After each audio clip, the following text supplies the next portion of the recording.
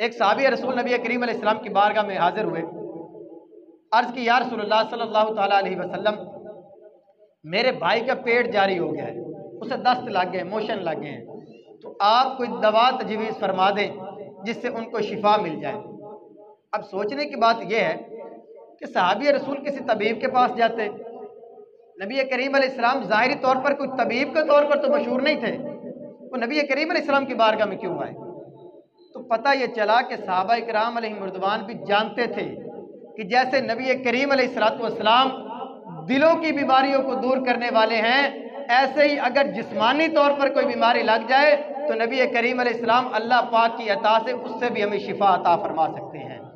इसलिए सहाबी रसूल नबी करीम अलैहिस्सलाम की बारगाह में हाजिर हुए, अपना मसला अर्ज किया तो नबी करीम अलैहिस्सलाम ने फरमाया, जाएं अपने भाई को शहद पिलाएं, अल्लाह तबारक व तआला उन्हें शिफा अता फरमा देगा।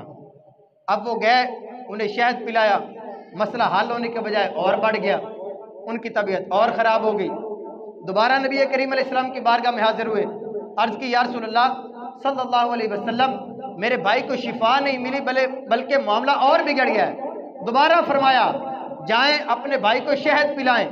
3 दफ़ा वो सहाबी नबी करीम अलैहिस्सलाम की बारगाह में हाजिर हुए, यही अर्ज करते और नबी करीम अलैहिस्सलाम आगे से यही इरशाद फरमाते, जाएं अपने भाई को शहद पिलाएं, अल्लाह पाक शिफा अता फरमाएगा। जब चौथी दफ़ा वो सहाबी आए ना, तो नबी करीम अलैहिस्सलाम ने फरमाया, अल्लाह पाक सच्चा है, आपके भाई का पेट झूठा है। यानी फरमाया, अल्लाह तबारक व तआला ने मुझे जो शिफा वही के जरिए बताई है वो शहद में ही रखी गई है, लेकिन अगर आपके भाई को शिफा नहीं मिल रही तो ये आपके भाई का कसूर है, अल्लाह तबारक व तआला का फरमान कभी झूठा नहीं हो सकता। फरमाया, जाएं दोबारा अपने भाई को शहद पिलाएं। जब उन्होंने चौथी दफा अपने भाई को शहद पिलाया, अल्लाह तबारक व तआला ने उन्हें शिफा अता फरमा दी। अब सहाबी रसूल का अकीदा देखें कि एक दफा आए हैं, शिफा नहीं मिली।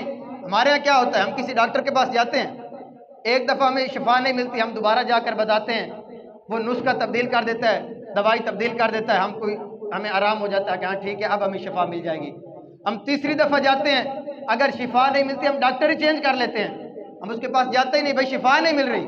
लेकिन सहाबी रसूल को पता था कि शिफा मिलनी है तो इसी दर से ही हमें मिलनी है, शिफा मिलनी है तो नबी करीम अलैहिस्सलाम के दर से ही मिलनी है।